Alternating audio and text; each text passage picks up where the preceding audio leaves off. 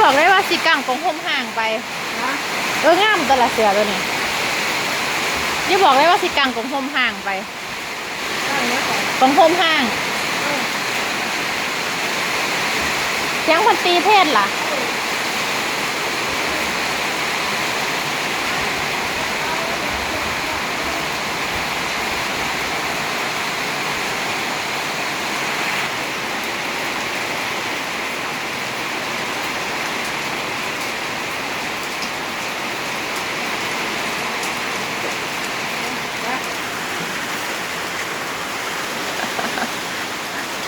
คนสิไปวัดตากฝนได้น่ะ